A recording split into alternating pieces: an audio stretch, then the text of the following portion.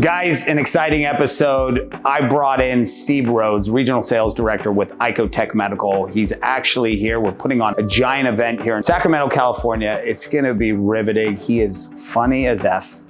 And we talk spine. We talk about carbon fiber and we talk about spinal oncology. Join us. There is some great pearls here, people. So tune into this episode. You know where to find us. Death of a Spine Salesman. Good evening. We are coming live from Sacramento, California. Just around the corner, the Kings are hosting the Hornets.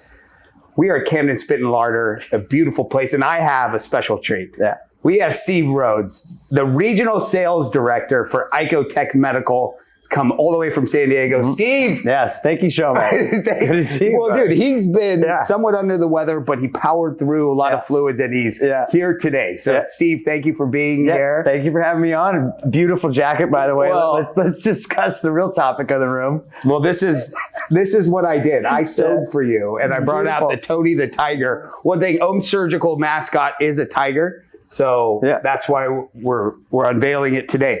So Steve, we're going to dive right into it. I got to hear, first of all, it's been such a pleasure working with you. Yes. I want to know your background from Cal Poly days, and really quickly give me the freaking cliff notes on the whole entire work experience.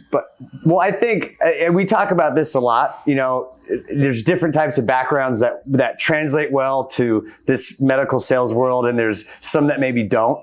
And I think where you and I clicked is we kind of came at this from a media angle, right? So I was a journalism major in college. I wrote for newspapers growing up, and that was my real passion. And I never thought in a million years I would be selling medical device. I didn't even know what it was, right? I didn't think that was ever going to be the road I was going to take.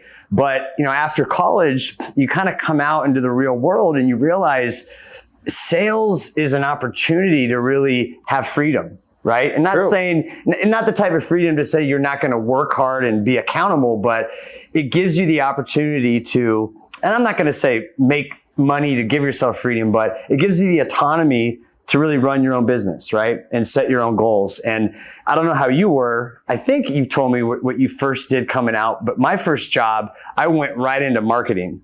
Right into marketing. In medtech or? No. What industry was that? Real estate websites. Holy smokes. So I thought I was going to take my creative side or my writing side and write. But can I just say one thing that makes it so great? One of the many is that creative brain of yours. Right? Well, I enjoy talking to you, and we can go on tangents for a long time, but that creative side is freaking badass. I would say when it stays organized, it's very productive, but there's also, I need guardrails. But coming out of college, I went into marketing and I was writing content for this real estate website company. And, it was fine. It wasn't very challenging. And I realized very quickly, however, that the true creativity of a company isn't really from the marketing side. It isn't from the areas where you think it would be. It's actually from the sales side. Because at the end of the day, you have to come up with creative ways to differentiate and to sell, or there's nothing. There's no company, right? So that was kind of the buzz in sales. Mm-hmm. And I remember the CEO of the company, I was kind of his assistant. He was gone for a weekend or for a week. And I remember getting a call to actually make a sale. And you got to understand, in a million years, I would have told you I would never sell anything in my life. I thought salespeople were cheesy. I had no respect for the art of it at all. But I had a call come in and I knew I had to close this little sale, over the phone, or I had to answer to my boss. And I came up with every little trick, untrained, totally raw, came up with every little trick in the book to close the deal because I had to answer. And it was in that moment that I realized, this little art of closing and setting up and having a strategy, that actually is more exhilarating than writing content for a website. And so that's where the buzz of it came. Yeah. Well, I love how you call it art because I do think selling is an art. Oh, it's an art. Well, look, and another thing of your experience, I like to preach to young salespeople is to take a journalistic approach to a sales call, right? Yeah. You have a customer, you hopefully have done a lot of intel on them, And then you're going to ask questions, and then you're going to ask more, and you're feeding your brain on exactly who this person is and what their needs and wants are, and then you can deliver a message, right? And they always talk about active listening in sales. And I remember, because I talk a lot. I'm 43. Dude, I still talk a lot. But when I was 24 years old, I was a firecracker. We're going to show a picture of Steve at 24. Yeah, I look like I was 12, and I talked a lot. And I remember it was an Ethicon manager I was interviewing with who was kind of a dud, but he basically said, you know, you have 2 ears and 1 mouth for a reason. And I didn't appreciate that. I was like, no, you need to hear everything I'm going to say. I mean, I'm so eloquent. But when I took it all the way back and said, forget that I'm trying to sell widget X, right? Forget that for a second. At the end of the day, I'm interviewing someone. Yeah. And that's what I did in high school. I was the editor of my school newspaper. I was on the newspaper in college. I worked for the Orange County Register. I worked for a little publication in San Luis Obispo by Cal Poly.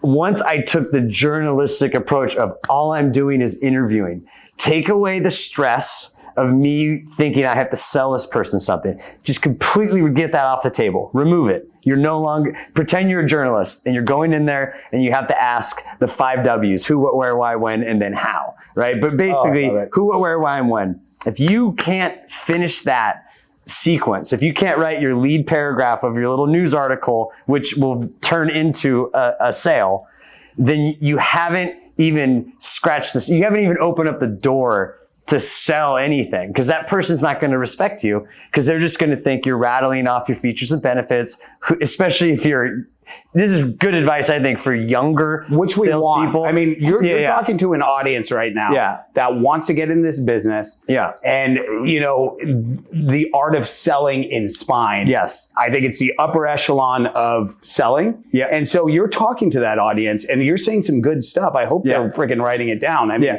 you have your formula down. So what can you preach? Yeah. No, it's I think so many times, especially when you're younger, you're so nervous, especially if you're talking to a spine surgeon. Like, I was 24 years old. I remember my first interview, there was a nightclub in Orange County called Sutra, and I was interviewing to sell sutures at Ethicon. Oh my God. And I was talking to the recruiter and I kept calling him Sutras. And he eventually looked at me and said, "Hey, moron, it's sutures." I said, "Oh, I thought it was like that nightclub in Newport." And that's how much I didn't know about anything, right? And so eventually, that's okay though, right? That's the beauty of it, is if we were basically going off your medical experience, we would hire people from the operating room. But we tend to not do that, even though I've hired really good people. Yeah. One of the best people I've ever hired was a scrub tech, but that's an anomaly, right? Sure.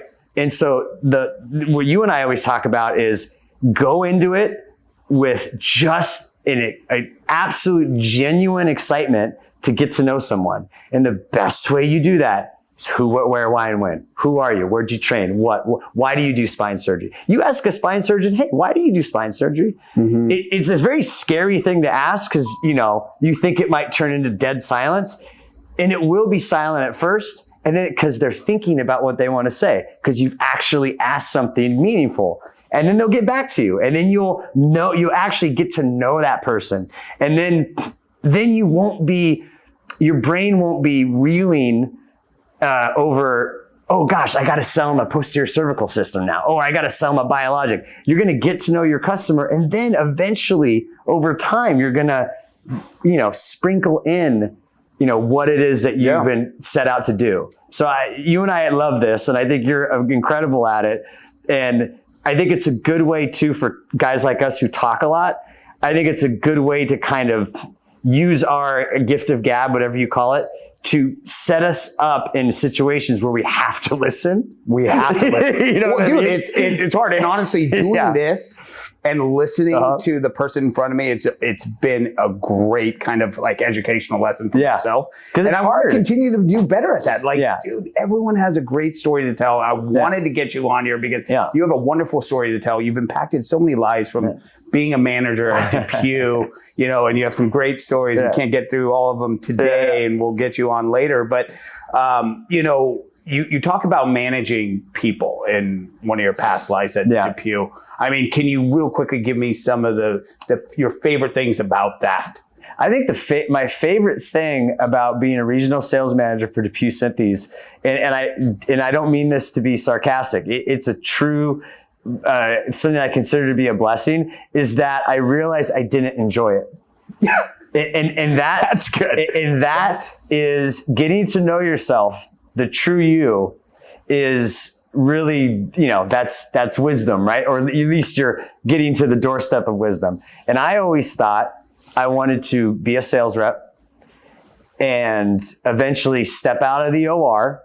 And I don't know if your audience understands that part of it, but there is a huge service component to this job that is very lucrative, but it also takes a lot of your personal time. And my kids I have 3 kids, they were getting to a certain age. So I just naturally assumed, I have to go into management because that's what you do, right? I'm not saying I was a top, but you're a high level sales rep. You go into a specialty role. So I was a surgical innovations manager, learning to be more clinical and not really rely on my relationships. And, that's when you really have to start listening. But then I just naturally assumed that management was going to do it for me. And, I did it for about 4 years.